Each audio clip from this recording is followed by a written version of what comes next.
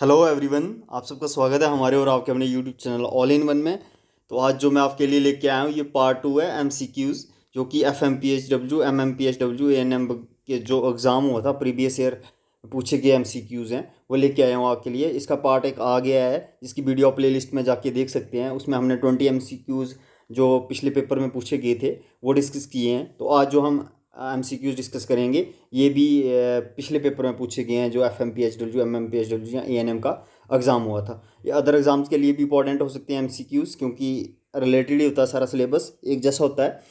तो शुरू करते हैं हम। पर उससे पहले जिन्होंने हमारा चैनल सब्सक्राइब नहीं किया है तो प्लीज़ हमारा चैनल सब्सक्राइब करें और साथ में ही बेल आइकन को हिट करें ताकि आपको टाइम टाइम इस चैनल पर दी हुई अपडेट्स मिलती रहें। और प्लीज़ वीडियो को लाइक शेयर और कमेंट ज़रूर करें। अगर आपकी कोई सिचुएशन है तो भी कमेंट करें। Thank you. अब शुरू करते हैं हम। इस तो यहाँ पे पहला एमसीक्यूज देख रहे हैं। मैं आपको बता दूं ये प्रीवियस क्वेश्चन पेपर है जो एफएमपीएचडब्ल्यू का एएनएम का, मैंने पहले भी बताया, उसमें पूछेगी 1 ग्राम ऑफ प्रोटीन प्रोवाइड्स। तो इससे आपको क्या है, एक मिनट करते हैं हम शुरू। इससे आपको आइडिया हो जाएगा कि आपकी प्रोफेशन कैसी है और ये कैसे किस टाइप के क्वेश्चन पूछता है। और एक बात और ध्यान में रखें, आप डरे मत कि इतनी मुश्किल हैं जहाँ इतने इजी एमसीक्यूज हैं या कुछ ऐसा वैसा कुछ नहीं होता। इससे आपको आइडिया हो जाएगा। हर बार पेपर अलग होता है और सबके अगर डिफ़िकल्ट होगा तो सबके लिए डिफ़िकल्ट होगा, ठीक है। ये नहीं है कि मेरे से हो नहीं पाएगा या ऐसा नहीं सोचना, ठीक है। आपको करना है बस। तो शुरू करते हैं हम। पहला एमसीक्यूज 1 ग्राम ऑफ प्रोटीन। यहाँ पे 1 ग्राम ऑफ प्रोटीन प्रोवाइड्स, कितनी कैलोरीज देता है 1 ग्राम प्रोटीन, ठीक है। तो ये आपके डाइट में से क्वेश्चन आया हुआ है। डाइट जो है उसमें से कि कितनी कितनी न्यूट्रिशनल वैल्यू होती है किस किस फूड की। तो इसका 3 कैलोरी, 4 कैलोरी, 5 कैलोरी, 9 कैलोरी। तो इसका जो आंसर सही रहेगा वो 4 कैलोरीज रहेगा। बी इसका आंसर सही रहेगा, ठीक है, फर्स्ट क्वेश्चन का। और सेकंड क्वेश्चन ये है, the health sorry health survey and planning committee is also known as. जो हेल्थ सर्वे और प्लानिंग कमेटी है उसको और क्या बोलते हैं? बोर कमेटी बोलते हैं, मुखर्जी कमेटी बोलते हैं, मुदालियर कमेटी बोलते हैं, या कटर सिंह कमेटी बोलते हैं, ठीक है। तो ये आपके उसमें से आया हुआ है, कमेटीज़ की जो थ्योरी वगैरह होती है उसके नर्सिंग की। तो इसका रहेगा सी, इसका आंसर रहेगा, ठीक है, मुदालियर कमेटी। और नेक्स्ट नेक्स्ट सी इसका आंसर है। और नेक्स्ट जो है ये आ गया next, which of the following assessment data is expected in a patient admitted with extra cellular fluid assess, ठीक है। ये बोल रहे हैं कि इनमें से कौन सा डेटा जो है वो एक्सपेक्ट किया जाएगा उस पेशेंट से जो एडमिट हुआ किसके साथ, एक्स्ट्रा सेलुलर फ्लूइड असेस, ठीक है। इसमें एक्स्ट्रा सेलुलर फ्लूइड ज़्यादा हो गया है। तो elevated haematocrit level, rapid therapy pulse, distended jugular pressure, increase serum sodium level. तो इनमें से कौन सा है? तो मैं गाइज आपको बता दूं, इनमें से इसका आंसर जो है ये वाला सी है, ठीक है। और मैं इसका सोर्स बताता हूँ गाइज। मैंने एक चीज़ ऑब्जर्व की एमसीक्यू सॉल्व करते हुए। एक साइट है, वहाँ से 3 एमसीक्यूज़, इन 20 में से 3 एमसीक्यूज़ वहाँ से आए हुए हैं। डायरेक्ट एमसीक्यूज़ डाल के पूछ दिए। तो आप गूगल पे जाके भी कुछ एमसे क्विज़ वगैरह जो होते हैं उस पर साइट्स पे चेक करें। तो ये साइट थी करंटनर्सिंग.com। दोबारा सुन ले, CURENT, करंटनर्सिंग.com। इससे 3 क्वेश्चन आए हुए हैं। एक ये आया हुआ था और आगे भी मैं 2 बताऊंगा। डायरेक्ट क्वेश्चन में डाल दिए थे उन्होंने, ठीक है।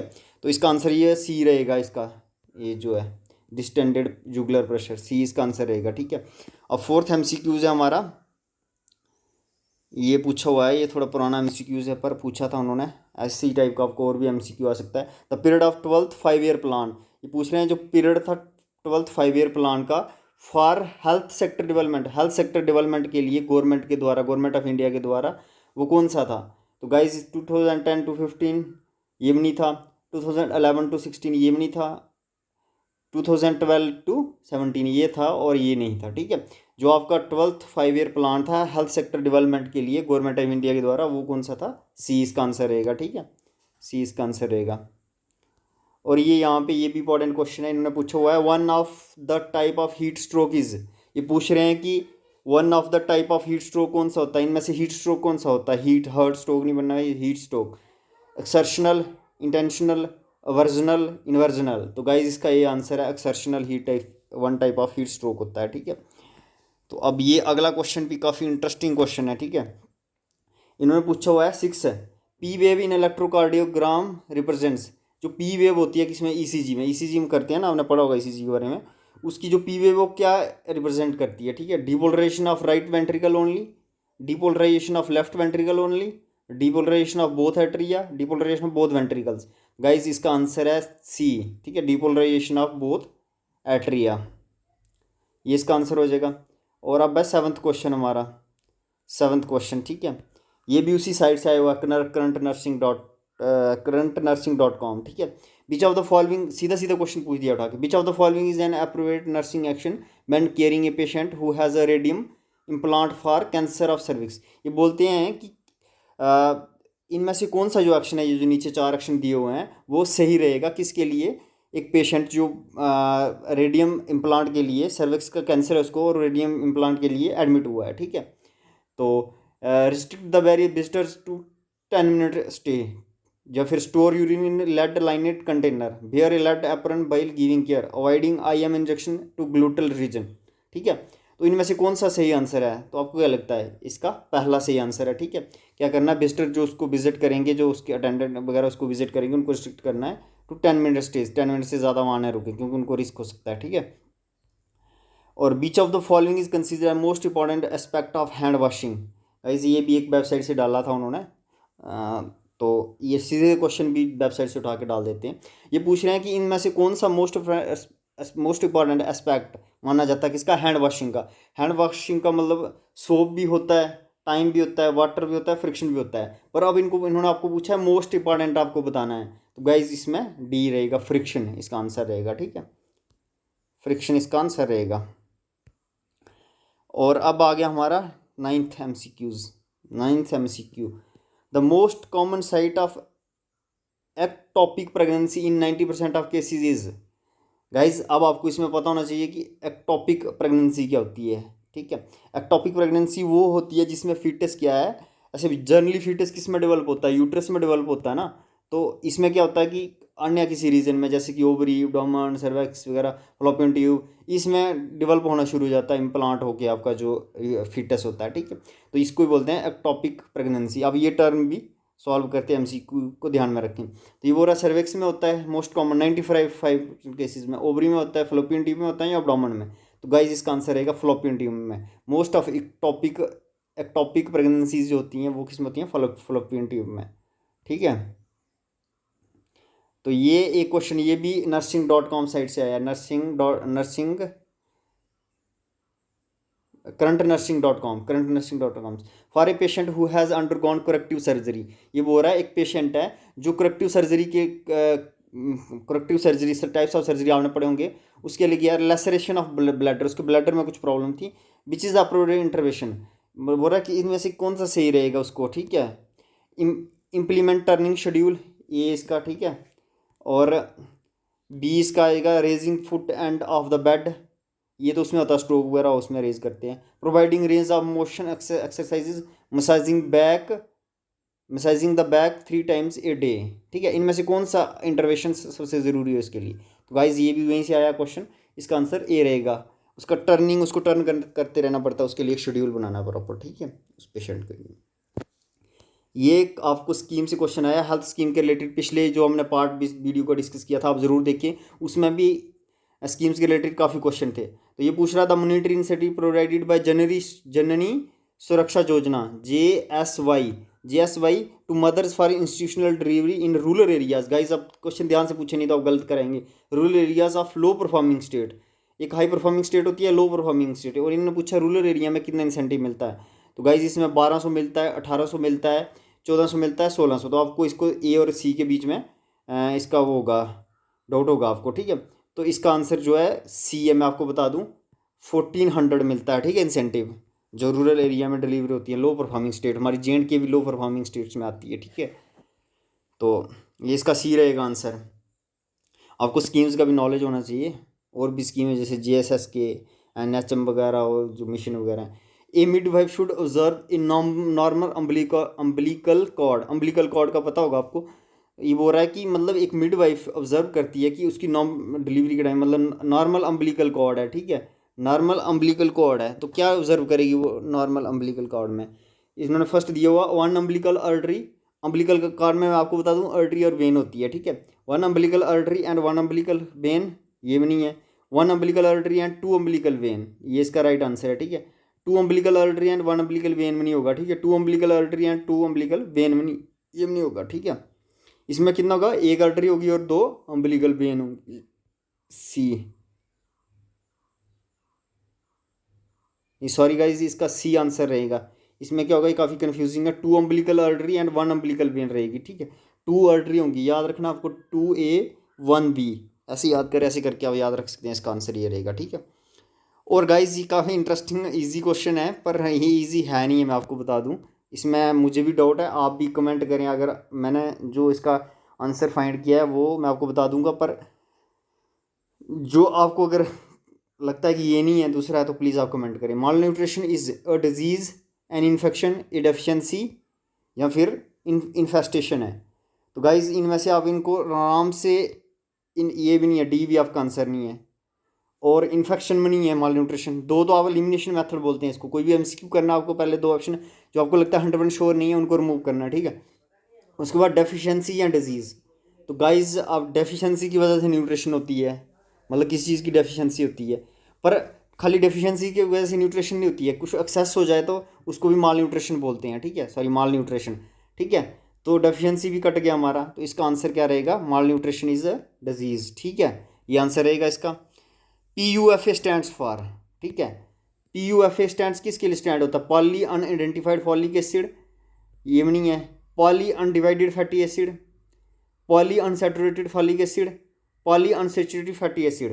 तो गाइस इस किसके लिए स्टैंड होगा, ये डी है, ठीक है, पॉली अनसैचुरेटेड फैटी एसिड इसका राइट आंसर है।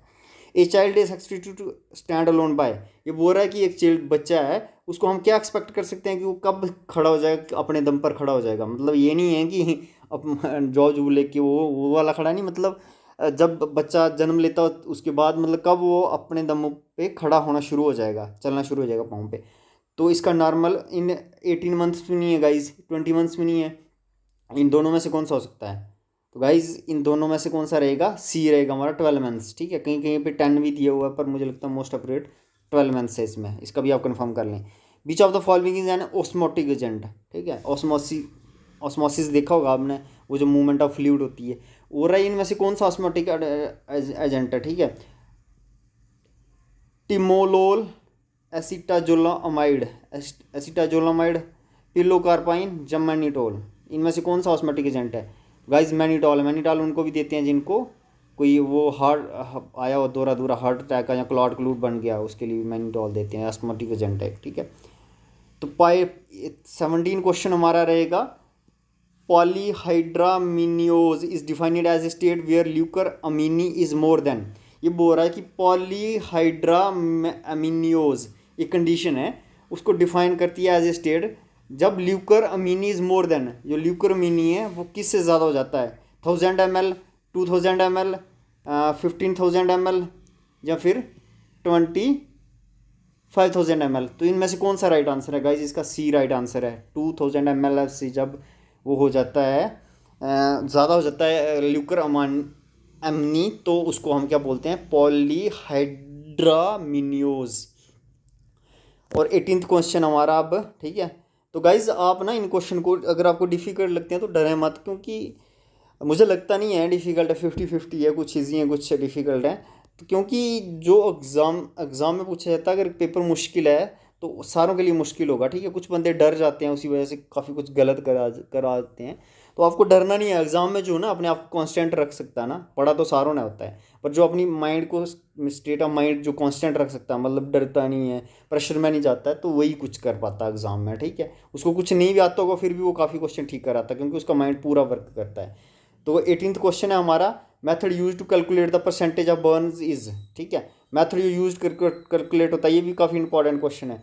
तो rule of 8, rule of 9, rule of 7, rule of 10, हमारे पास जो पेशेंट आता है हॉस्पिटल में कोई, तो हम उसको वर्न होता है, हम कैसे कैलकुलेट करना है कि हम बोलते हैं ना इतने परसेंट उसकी बॉडी जल गई, इतने परसेंट, तो उसके लिए हम रूल ऑफ 9 वो करते हैं, यूज़ करते हैं, ठीक है। मैं आपको बता भी दूंगा, रूल ऑफ 9 आप सर्च कर लें, इजीली आपको पता चल जाएगा, बड़ा इजी रूल है ये, ठीक है। तो इसका बी आंसर रहेगा 18th का, ठीक है।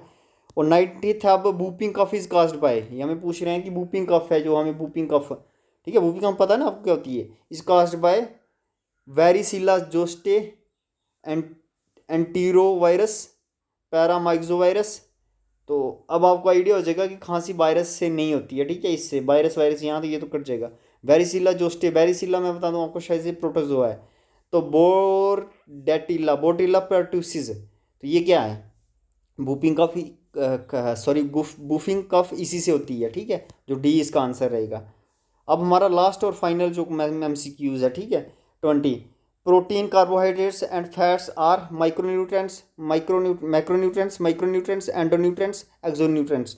तो गाइज मैं आपको बता दूं कि आपके एग्ज़ाम भी जो है ना वो 17 से आ गए हैं, तो आप एक प्लान बना लें रिवीजन का, और MCQs जितने हो सकते हैं उतने MCQ सॉल्व करें, क्योंकि आपको आइडिया हो जाता है कि आपको MCQ को अप्रोच कैसे करना है, ठीक है। तो आपको क्या करना है कि एक प्लान बना लो 17 तक अच्छे से, और अपनी तैयारी करो, क्योंकि जॉब लेनी है आपको। अभी काफ़ी दिन है, 17 डेज़ काफ़ी होते हैं आपके लिए। अभी आपका पता नहीं 24 तक एग्ज़ाम चलेंगे, इसकी डेट्स आ गई हैं। तो MCQ पहली वीडियो आप उसको भी देख लें। तो अब मैं 20 का आंसर बता देता हूँ आपको। इसका आंसर क्या रहेगा, जहाँ आप बताओगे, नहीं चलो मैं ही बता देता हूँ। मैक्रोन्यूट्रेंट्स इसका गाइस आंसर रहेगा, ठीक है। इसका आंसर ए रहेगा, मैक्रोन्यूट्रेंट्स, ठीक है। ये थे हमारे अब 40 MCQs हो गए गाइस हमारे, आप देख सकते हो। और मैं कोशिश करूँगा कि 40 MCQs हो गए हैं आपके, 40 MCQs। तो मैं कोशिश करूँगा कि और भी MCQs आपके लिए ला पाऊँ। प्लीज़ आप उसके लिए इस वीडियो को लाइक और शेयर ज़रूर करें अपने फ्रेंड्स के साथ, उनका भी अच्छा हो जाएगा। और ये काफ़ी इंपॉर्टेंट MCQs हैं, क्या पता इसमें से कोई MCQ आ जाए, ठीक है। Okay, thank you, have a nice time.